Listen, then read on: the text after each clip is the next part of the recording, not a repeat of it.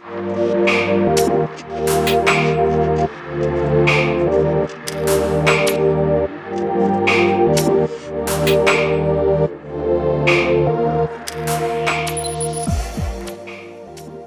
right, guys, what's growing on? So Pete here with Green Dreams. I'm at my farm in Spring Hill, Florida, just north of Tampa. And today I'm going to be talking to you a little bit about this mulberry I'm ripping out of the ground. And it's probably one of my favorite mulberries there is. This is a Pakistani mulberry. And unfortunately, this mulberry has died. So over my left shoulder here, we have a bunch of green mulberries. This is also known as the Australian mulberry. I don't have one of these planted on the farm yet. I just finally got some more back in stock. This is a grafted mulberry and it makes a really long, kind of skinny, seem to be a little bit skinnier than the Pakistani green mulberry. And it's super, super sweet, almost too sweet, almost tastes like pure sugar. I really like the Pakistani, how it has a little bit more of that sub-acid to it, you could say. But long story short, my Pakistani that I've probably made a couple of feature videos on recently died. So here in Florida, we do have some root knot nematode issues. Typically, they tend to affect fig trees. I just happen to be sitting next to a fig, and you can see I keep all of my figs off the ground here on concrete blocks. And you can see this Dalama fig really has some nice figs on it right now. This is a green one. They're kind of getting close to that ripe stage, but this video is not about figs, but it is about nematodes. So we have good nematodes, we have bad nematodes here in Florida. Unfortunately, we have a lot of root knot nematodes, which seem to affect fig trees. It also affects like peaches and plums. They're on nematode resistant rootstock. It can affect a papaya, it can affect a banana, and it can affect a mulberry. So shout out to my buddy, Josh Jamison over there at Hart, Craig up in Gainesville. Those guys are doing a little bit of research and trial now, looking for the best rootstock for mulberries. So I have grafted some mulberries. I have noticed that the everbearing mulberry seems to do a little better in our sandy soils. This is the first mulberry that I've had that's literally crashed. I've had a couple that look rough come towards, fall, but for the most part, I haven't had one crash like this Pakistani. So I'm gonna rip this Pakistani out of the ground here today. We're gonna put one of these grafted green ones in, and I have a feeling that rootstock they're using for that green one, I'm not positive. I asked them and they couldn't confirm, is an everbearing variety. That one seems to be the least affected by the nematodes, but we're not quite positive. I think with a couple more years of this research and guys like Craig and Josh out there doing this groundwork, we'll have a more suited, rootstock for mulberries here in Florida. And you can see on this one right here, you can really see that graft. So that is the whatever it is, everbearing, giant, whichever one they found best suited, and then the green mulberry is grafted onto it.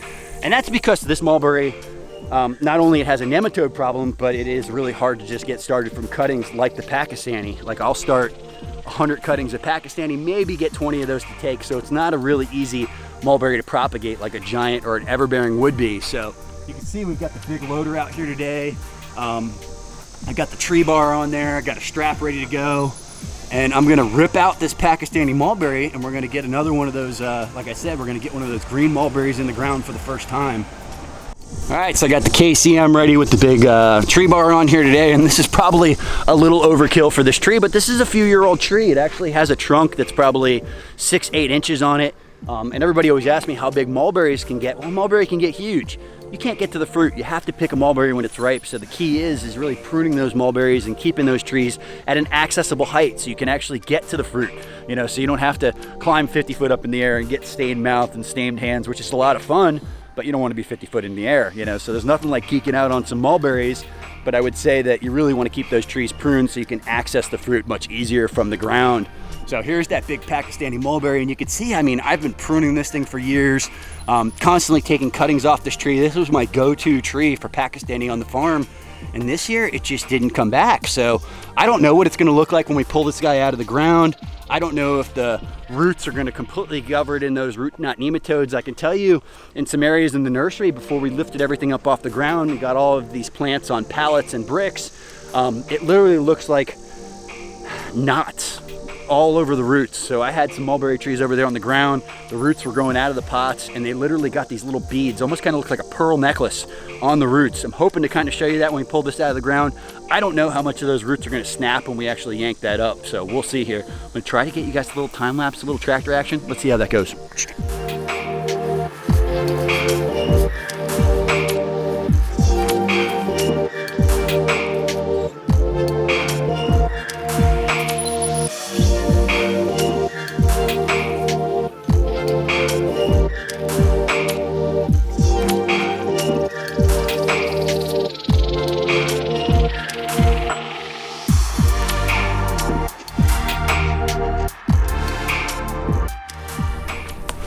thing was like a leg. So do you guys see the roots on that thing? Luckily we had the machine to pull it out.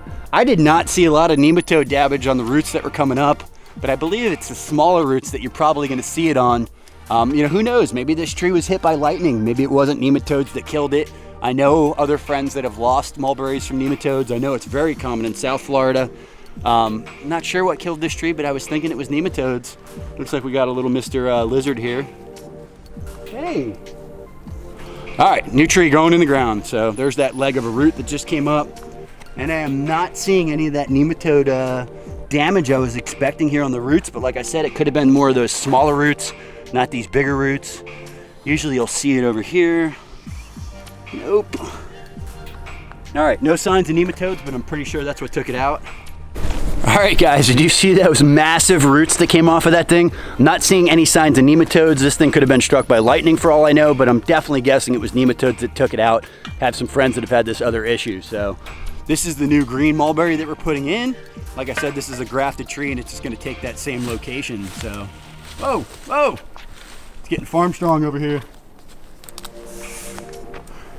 Not gonna do a ton of amending to the soil, but because this one possibly died from nematodes, we'll probably put a little bit of compost in the hole. Definitely gonna top dress with our typical amendments, which would be wood ash, organic fertilizer, compost, biochar, azomite, worm castings, really whatever slew of amendments I have sitting over there under the barn kind of waiting for me. So let's get this guy in the ground.